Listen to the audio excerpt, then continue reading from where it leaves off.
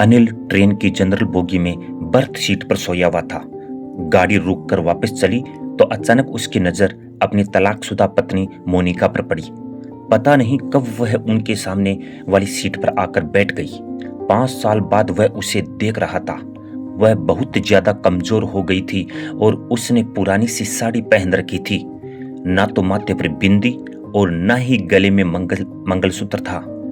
उसने अभी तक दूसरा विवाह नहीं किया। क्या अभी तक वह मेरी तरह अकेली ही है? अनिल ऐसा सोच ही रहा था, तभी मोनिका की नजर उस पर पड़ी। नजरें मिली तो अनिल दूसरी तरफ देखने लगा।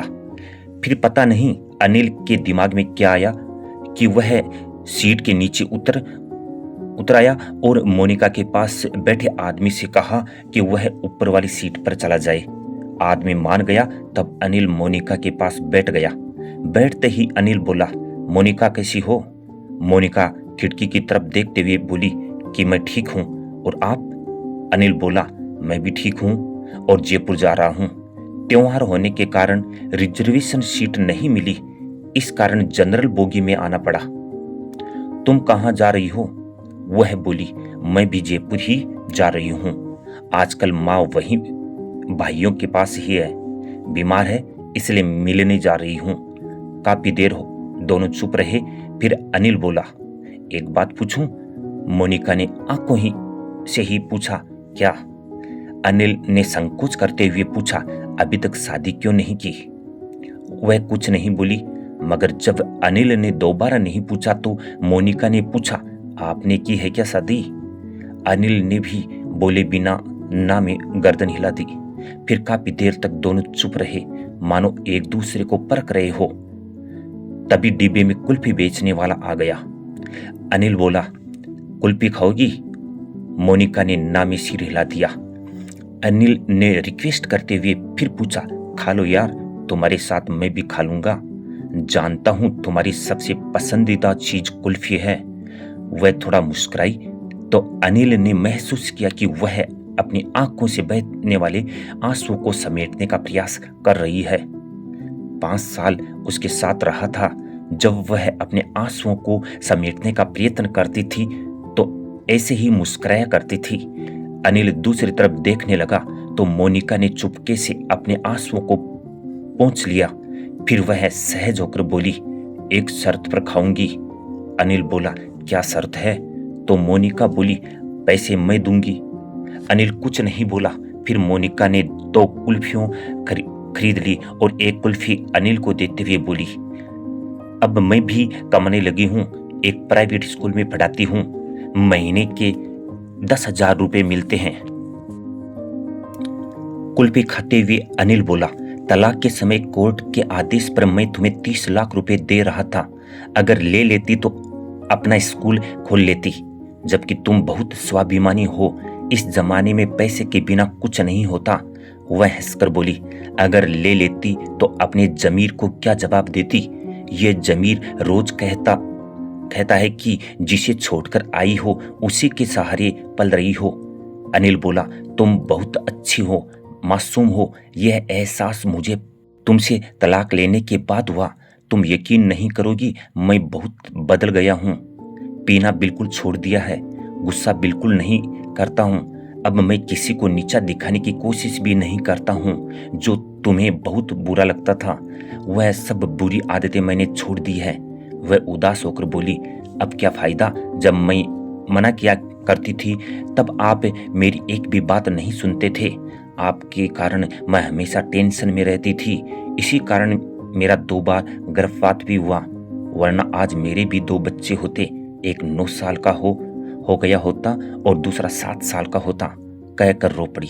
बच्चों की बात पता चली तो अनिल भी आंखों में आंसू आ गए, लेकिन वह पुरुष था तो आंसुओं को पलकों तक पहुंचने से पहले ही पी लिया। और कभी कभी लगता है मैं बहुत बुरा आदमी हूं। मैंने कभी रिश्तों की कदर नहीं की, उसी की सजा झेल रहा हूं। आज बिल्कुल अकेला हो गया हूं।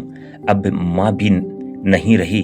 माँ के न होने पर मोनिका को बहुत दुख हुआ और बोली, माँ को अच्छी भली छोड़कर आई थी, उसको क्या हो गया?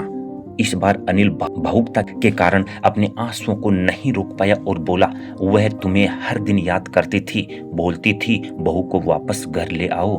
मैं उन्हें कैसे समझाता कि तलाक के बाद बहुएं वापस घर नहीं आती। फिर दोनों के बीच चुप्पी छा गई थी। जयपुर आ गया था, स्टेशन आने वाला था। अनिल ने पूछा, वापस कब आओगी?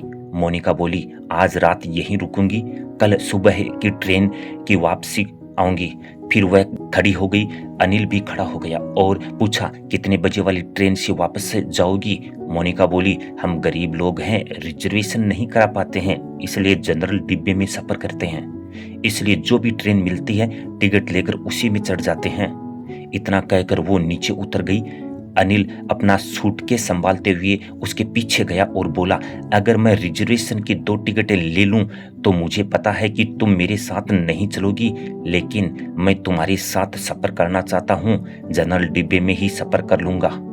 बताओ कितने बजे यहाँ मिलोगी? मोनिका ऑटो में बैठती हुई बोली, सुबह 10 बजे यहाँ मिलूंगी। फिर उसके देखते देखते ऑटो आंखों से ओझल हो गया। अनिल जयपुर 3 दिन के लिए आया था, मगर मोनिका का साथ पाने के लिए उसने अपना शेड्यूल बदल लिया। उसने जल्दी से अपने बिजनेस का काम पूरा किया और अगले दिन सुबह 9 बजे ही स्टेशन पर आ गया। मोनिका 10 की जगह 11 बजे स्टेशन पहुंची और बोली, आप अभी तक यहीं पर हो? मैं सोच रही थी कि आप चले गए होंगे। मोनिका बहुत खुश थी और बोली, माँ अब बिल्कुल ठीक है। अनिल बोला, मैं तुम्हारा भी टिकट ले आया हूँ, अब 69 रुपए के टिकट के लिए कुछ कहना मत। मोनिका हंसते हुए बोली, अभी ट्रेन आने में आधा घंटा है, चलो तब तक कुल्फी खाते हैं, पैसे मैं दे दूंगी, हिसाब बराबर हो जाएगा। इतना कहकर वह फिर से मुस्कुरा दी। वह जब भी मुस्कुराती थी अनिल की नजर उसके चेहरे पर ठहर जाती थी। फिर दोनों ने कुल्फी खाई और तब तक ट्रेन आ गई और फिर से एक नया सफर शुरू हो गया। मगर इस सफर में कुछ खास था। अनिल कुछ कहने के लिए तिलमिला रहा था, मगर डर भी लग रहा था कि वह मना कर देती तो। अनिल नोटिस कर रहा था कि मोनिका बड़े भाई के घर से नई साड़ी पहनकर आई थी। वह बहुत ज्यादा सुंदर लग रही थी। खिड़की से आ रही ठंडी हवा के झोंके से मोनिका के ललाट पर लटके बालों की एक लड़ी झूम उठती थी। उसे ऐसे देखकर अनिल के दिल में एहसास सा उठता है कि वह औरत कभी उसकी जिंदगी थी, मगर मैं इसे संभाल कर नहीं रख पाया। अनिल की मानो स्थिति से अनजान मोनिका बोली, क्या हुआ? आप गुमसुम से क्यों बैठे हो? दोस्त बनकर ही सही कुछ बात तो कर लो। अनिल बोला, मुझे दोस्ती नहीं चाहिए। मोनिका को झटका सा लगा। मोनिका, फिर क्यों मेरे साथ सफर करने के लिए उतावली हो रहे हो आप? अनिल बोला, मुझे तू चाहिए, हमेशा के लिए, जन्मों जन्मों के लिए, मेरे साथ हंसने के लिए, मेरे साथ रोने के लिए। वह इतनी जल्दी में ये सारी बातें बोला कि मोनिका बस उसके मुंह की ओर देखती रह गई। वह आगे बोला, मैं गलत था, तुम्हारी कदर नहीं कर पाया, मगर तुम्हारे जाने के बाद मुझे मेरी गलतियों का एहसास हो गया है, मुझे माफ कर दो, कहकर वह रो पड़ा। मोनिका चुप हो गई, बस उसके चेहरे की तरफ देखे जा रही थी। अनिल उसके दोनों हाथ पकड़कर बोला, मुझे माफ कर दो यार, मैं वादा करता हूं अब कभी भी तुम्हारी आंखों से आंसू आने की वजह नहीं बनूंगा। तू जो कहोगी वही करूंगा, प्लीज लौट आओ। मोनिका ने माथे पर साड़ी थोड़ी सी पीछे सरकाई और बोली, इधर देखिए जरा। अनिल ने देखा, मोनिका ने मांग भर रखी थी। वह बोली, मैं जानती थी कि आप यही सब करोगे, थक गई हूं मैं अकेले चलते चलते, कहते हुए वह अजीब सी मुद्रा में मुस्कुराने लगी। अनिल बोला, मैं जानता हूं जब मेरे दिल रोने का होता है तब तू मेरे ही मुस्कुराती है। मत रोक इन आंसुओं को, इन्हें बह जाने दो, दिल हल्का हो जाएगा। इतना सुनते ही मोनिका का सहीम जवाब दे गया और वह जोर जोर से रोने लगी। पूरे डिब्बे के लोग उन्हें देखने लगे, मगर मोनिका ने लोगों की परवाह नहीं की। वह अनिल के कंधे पर सर रखकर रोती रही। कुछ देर बाद मोनिका का गांव आ गया।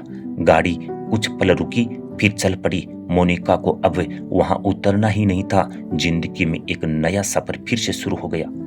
अब उसकी मंजिल मायका नहीं, पिया का घर था, जो वर्षों से उसके लौटने का इंतजार कर रहा था। अब वह भी अनिल के कंधे पर सर रखी हुई थी, आंखें बंद कर मंद मंद मुस्कुरा रही थी।